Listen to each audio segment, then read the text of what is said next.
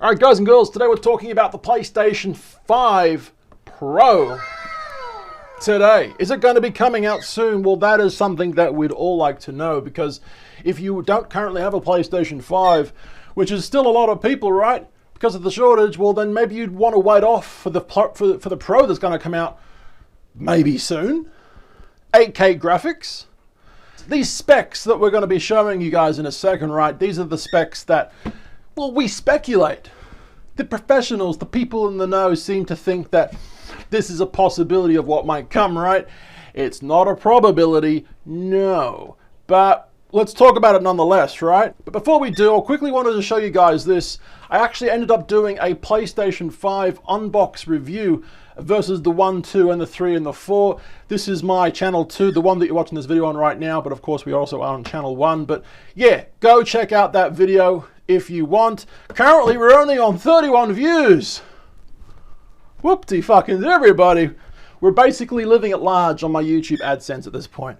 Oh yeah, I'm going to Mexico.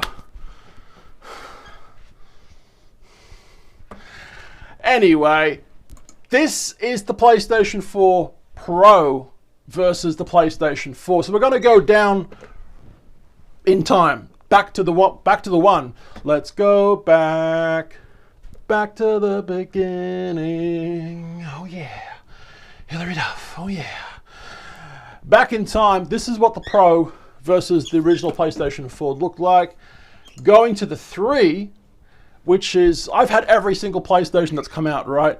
But the original ones, except for the 5. I still not got one, unfortunately. The PlayStation 3 original was a huge son of a bitch. I've got it in the studio right here, actually. I'm going to put it on display soon. But of course, there was the PlayStation 3 Slim, and something I wasn't aware of, the PlayStation 3 Super Slim. I had no idea that thing even came out, right? And of course, that's the PlayStation 4 for size comparison. The 3 was not only big, but it was heavy. It was so heavy, right? Of course, going down to number 2 now, the PlayStation 2 is probably my favorite console of all time. 3 was pretty good, but no, I think 2 really made it a mental impact on me as a kid. Because I had the 1, right? And then to upgrade to the 2, it was like, wow, we live in the future. Now looking back on it, I mean, it's a piece of shit. But hey, it was good back in the day, right? And that was the original one. And of course, we've got the slimmed down Pro version that came out some years later.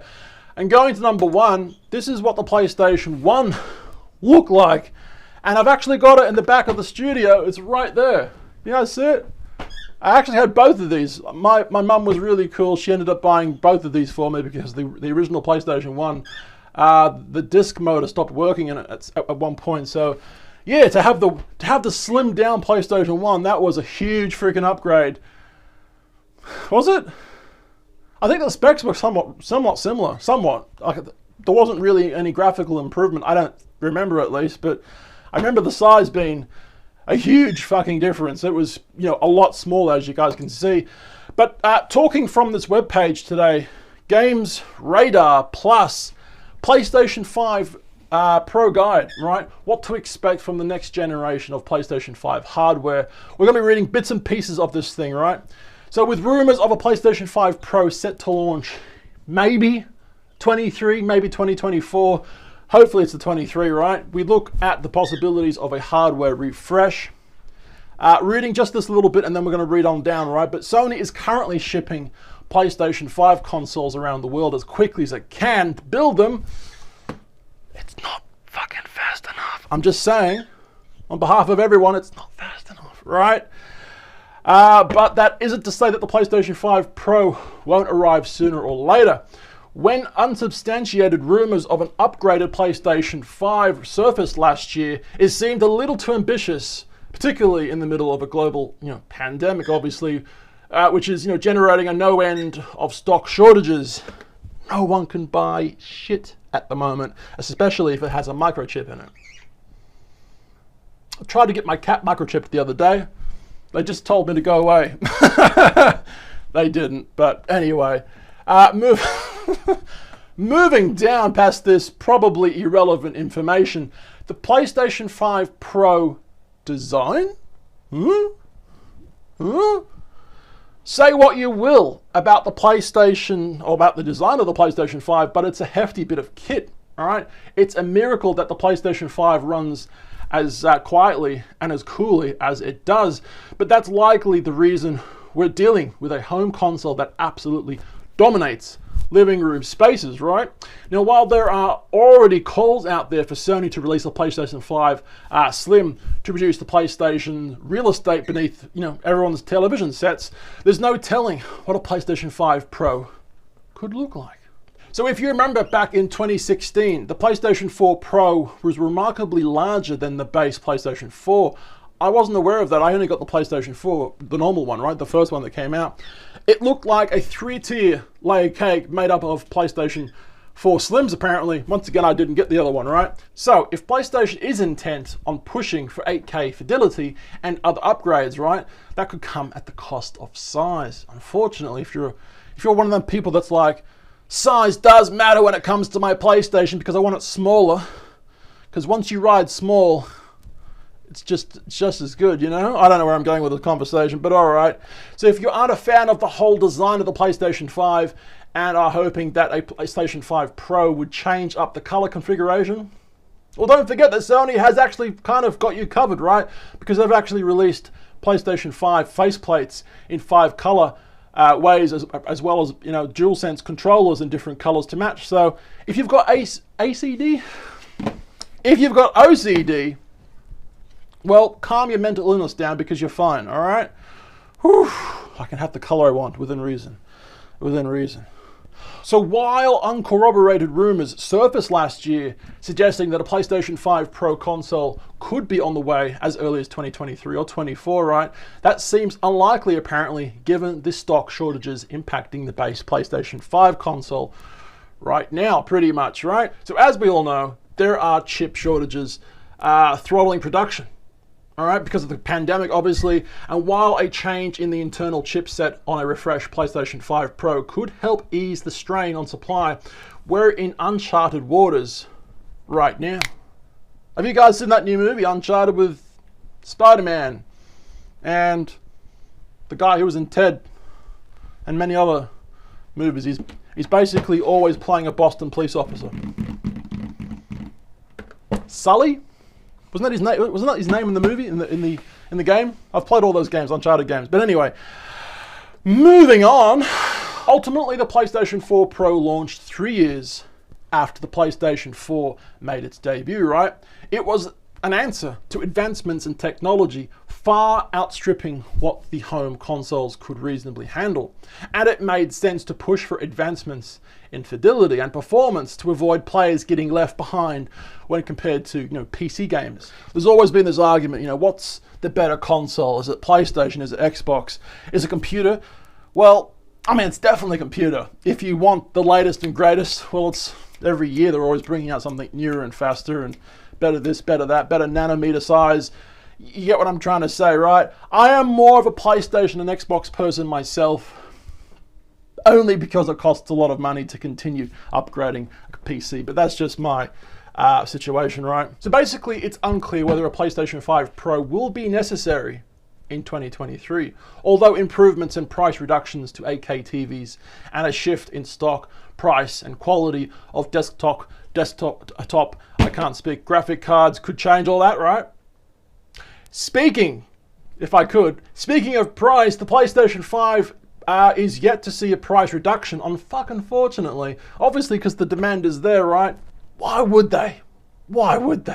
So yeah, the PlayStation 4 normal, right, was about $500, but the PlayStation 4 Pro originally launched as an effective replacement for the base PlayStation 4 at $400. All right, so about $100 difference, right? Allowing for the PlayStation 4 Slim to come in as a cheap alternative on store shelves, right? Given the high price point of the PlayStation 5, you'd hope that Sony would follow a similar pattern here, although it really does depend on how costly the internal components are in this machine and the production costs and all that kind of stuff, right? PlayStation 5 Pro specs. All right, so it's difficult to predict what the PlayStation 5 Pro specs would look like at this point in time. We can speculate to our heart's content, and don't worry, we will be doing just that, right? At the very least, it's worth considering that there are a number of features that the PlayStation 5 is missing and which early adopters are lamenting. So 1440p support is one of the biggest, right? Meaning that those with a 1440p monitor will have to output at 1080p and scale up from there, which is not ideal, right?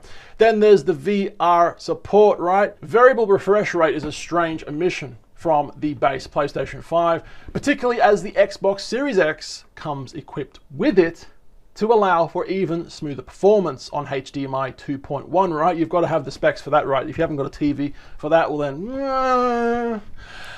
2.0 equipped TVs, right? Well, Dolby Atmos and Dolby Vision support would be welcome too, particularly for those who haven't yet bought into Sony's Tempest 3D audio.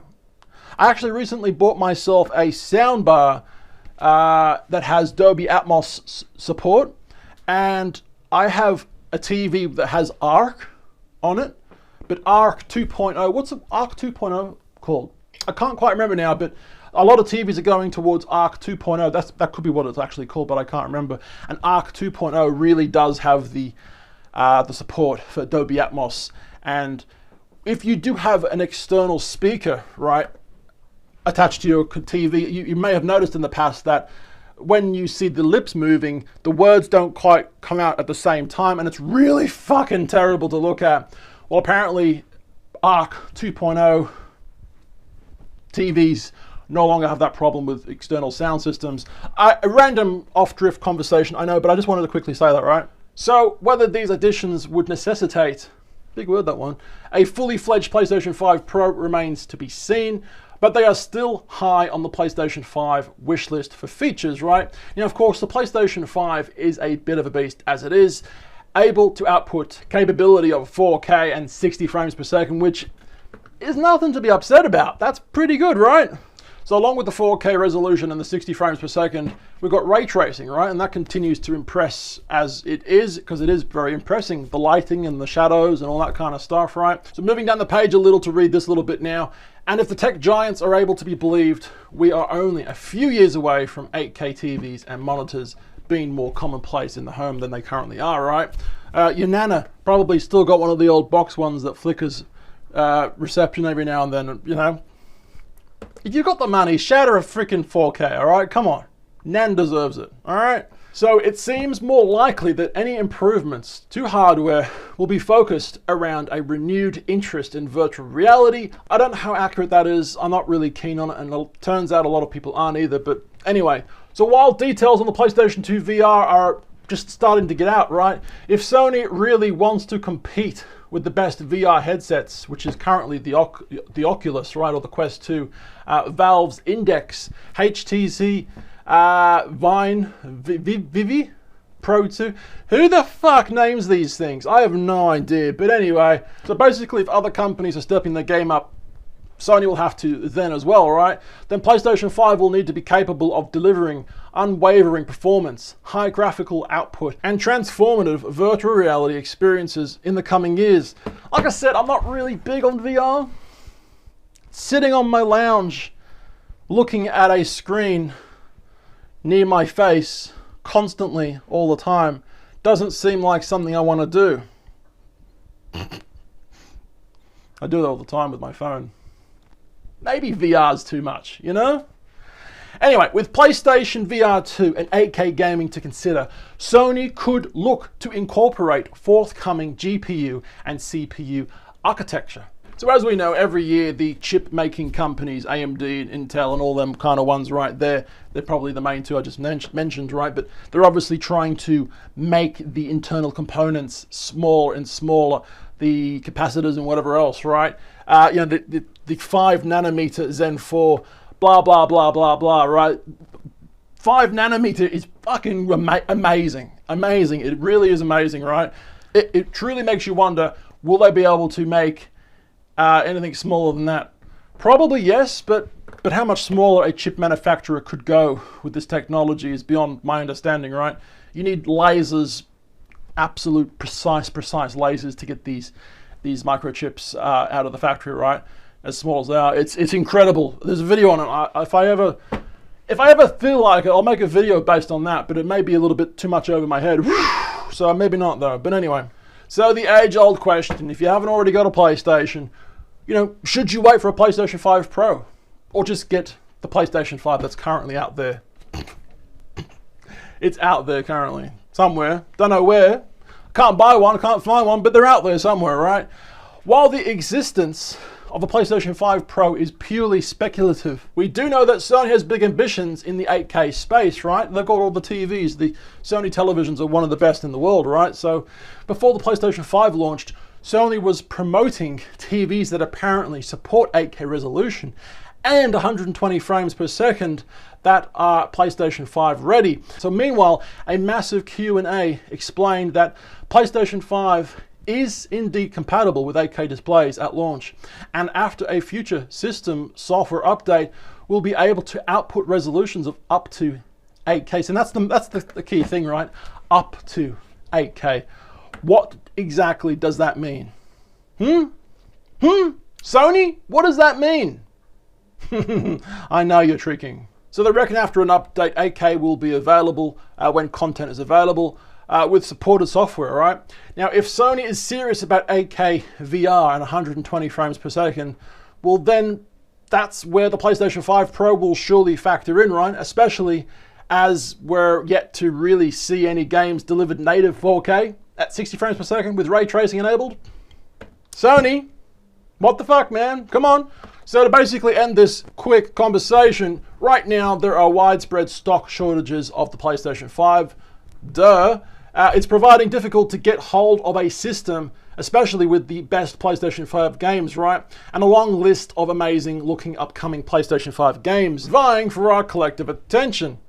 Who writes these things? I don't know. But if you can indeed find a PlayStation 5 at the RRP recommended retail price, you know, maybe just get one. If you've done your research on the console and the PlayStation 5 exclusives and you're happy with the decision, then we recommend just going with, you know, all in, right? Do you already have a PlayStation 5? If you do, would you buy the Pro when it comes out in possibly 2023 Christmas, 2024 Christmas, right? If you don't currently have a PlayStation 5, would you wait to get the Pro 2 years from now, 3 years from now? Just get it when you can. Honestly, don't buy scalper prices. That's just ridiculous, right? You'll eventually end up finding one. Just wait for the right time. Yeah, I'm gonna get one soon, hopefully. Guys, we're on 2 different channels, 2 and 1. Instagram, Facebook, YouTube, at Tallboy Gareth. Quick little video. I've been Tall. My name's Gareth, and I'll see you guys tomorrow. Love you and leave you. Bye.